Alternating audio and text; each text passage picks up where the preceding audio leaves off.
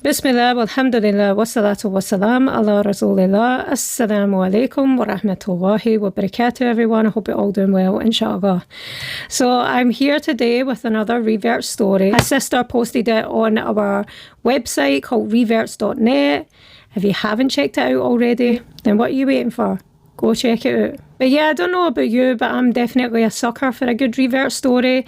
I feel like sharing and hearing other people's experiences, there's always something to gain and learn, something to think about, maybe a perspective you haven't looked at before, or maybe you haven't looked at in a while. It just always seems to be something beneficial, even if it is just motivation or recognition for Allah's blessing and wisdom and might, you know. So anyway, we're here today, and the sister we're going to speak about is Sarah. So like I said, the sister's name is Sarah. She's 42 years old, and she's from the United Kingdom. Before she was Muslim, she classified herself as agnostic, and she's been Muslim for 14 years. Allahumma barak, sister. May Allah continue to guide you and us. Ameen. So the first question we asked Sister Sarah was why she became Muslim. She said, I reached a point where I started to question what life is all about and realised that there has to be more to living than for the weekend. Alhamdulillah. Allah guided me gradually. As a teen, I had been an atheist with a kind of defiant arrogance when it came to religion. I couldn't see it, so therefore God didn't exist. SubhanAllah, sister, there's a lot of people like that. As I matured, I described myself as agnostic. I was open to the possibility that there could be a creator, but it was of no real consequence to me either way. I think that's the thing with, being agnostic. I identify with that. That was very much my way of thinking before I became Muslim as well. But it's the consequence part that's important. And normally people who believe in God do believe in a heaven and hell. And if there's a heaven and hell, why would Allah just leave you to wing it? It doesn't make sense. Alhamdulillah, Islam is a religion where we're told to use our logic. That's why it's so important that we don't just sit like this. We don't just sit as an agnostic. If you believe in God, you need to go further. You need to do your research, Inshallah. And if you're truthful and sincere and wanting to be guided to the truth, then Allah will guide you, Inshallah. But it has to start with the intention. She continued to say, then I started to become more spiritually minded via an interest in angels. Wow, interesting. I was at a low point in my life, and I feel Allah used this as an introduction for me to accept the concept of a creator. After all, if I believed in angels, how could I question the existence of God? MashaAllah, this is a really good point, actually. Like in Scotland or Glasgow, or maybe just my circles growing up, there was a lot of people who were really interested in mediums. So mediums being the communicators between us and, the dead, our families who passed away. And you see it a lot in these American TV shows as well. I think in some places in America, they're really popular as well. They come to you and they say, your passed away grandmother is communicating this and blah, blah, blah. But with those same people, you try to have a conversation about God, and some of them just go mental. They're just like, no, don't preach to me. I don't believe in that. And it just seems so hypocritical. Like, how can you believe in something that really has no basis, like you have very little proof of other than what people are saying? But here in Islam, you have a full book that is preserved in such a way. You have a whole sunnah that is preserved in such a way.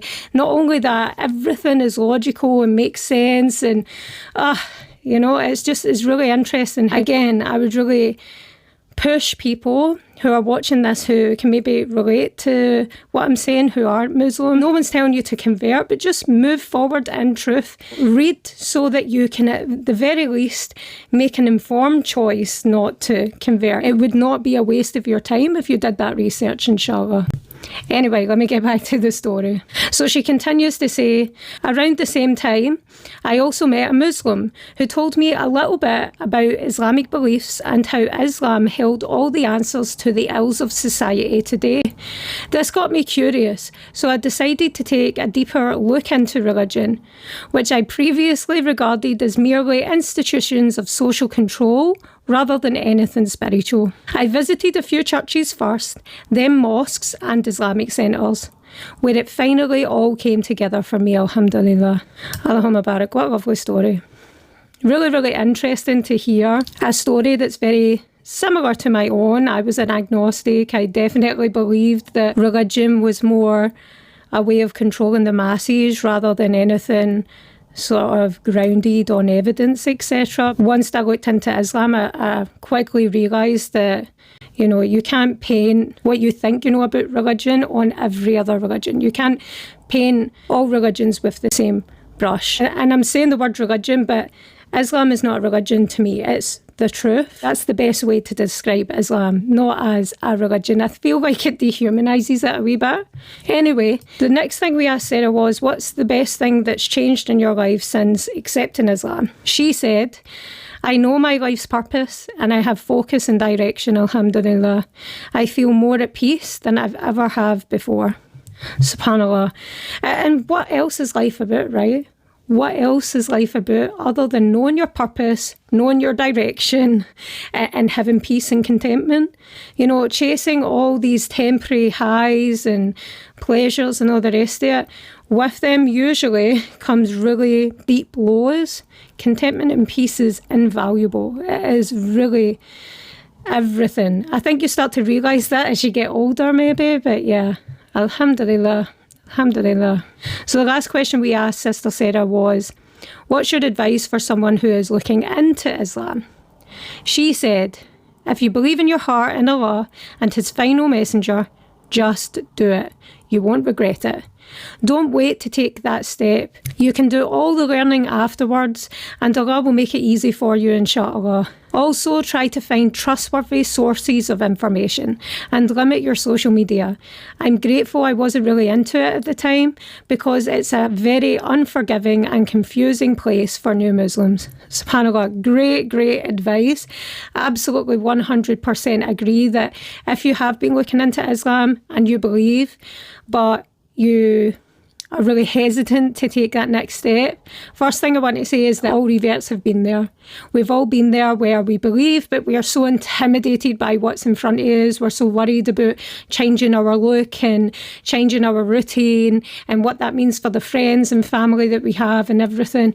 The first thing I would say is don't worry about all that. Don't worry about putting on a hijab. Don't worry about all the things you need to learn. All that will take time and will come with time. Honestly, you just need to go in and do it at your own pace, inshallah. I always say a balanced pace, not too much, not too little, you know, just find that balance, inshallah. I think another thing when it comes to this, a lot of people are trying to reach a certain level of perfection before they take shahada, before they make the declaration. And I think Sarah hit that point here, you know, the learning comes afterwards, inshallah. It takes time. You're never going to get yourself into a state of perfection to be Muslim. And Allah is not asking that of you. You never know what tomorrow's going to bring. We could die any minute. Not just tomorrow. We could die before the evening is up. And remember that Allah is the all-knowing, the all-wise. You know, He knows our intentions. He knows what we want to be doing at this stage. We want to be praying in the way that Allah loves. We want to be, you know, maybe wearing hijab or just being our best selves. But we don't know how to do it. Allah knows. Allah knows, alhamdulillah. Don't put too much pressure on yourself. Just take it one step at a time, and that first step is shahada, inshallah. At the very end here, Sister Sarah says, you know, try and find trustworthy sources. This is another really important thing. You know, the Quran, the Sunnah, they're all preserved. They're all there, inshallah. Not everybody knows their religion, though, unfortunately. You might know layman Muslims, and that's fine, but get them to point you in a direction where you can speak to someone of knowledge, you know, like in a mosque maybe. Insha'Allah, may Allah make everybody's journey towards Him easy. Amazing story, Sarah. May Allah bless you and guide you, and anybody who benefits from your story, may Allah bless you with those rewards. Ameen. And if you're a revert and you want to share your story, inshallah, go to reverts.net and go to the Share Your Story tab. And there's a really short form, and you can put all the details or any details in there that you feel comfortable with. No pressure. The good thing about this is that anybody who benefits from your story, there's blessings in that for you, like I just said, right? It's free barakah. Who wouldn't be interested in that, inshallah? So what are you waiting for? Get right in. Anyway, that's me for today. Inshā'Allāh, I'll be back next week with another story. May Allah subhanahu wa ta'ala guide us or keep us guided towards Him, His path and His pleasure. Ameen. May He increase us in good character and awareness and remembrance, and may He forgive us for our shortcomings. Ameen. I'll see you all very soon. Assalamu alaikum wa rahmatullahi wa barakatuh.